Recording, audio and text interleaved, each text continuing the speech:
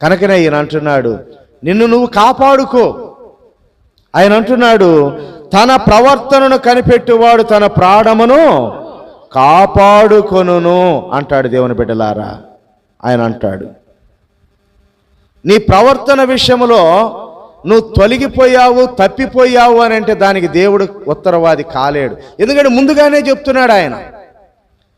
నువ్వు తప్పిపోయావు అని అంటే నువ్వెవరవో తెలుసా? భక్తిహీనుడవి, భక్తిహీనురాలివి. ఇప్పుడు చదవండి సామెతల గ్రంథము 12వ అధ్యాయము 26వ వచనం. సామెతల గ్రంథం 12:26 రెండవ లైన్ చూసారా? భక్తిహీనుల ప్రవర్తన వారిని ఏం చేసిద్దంట?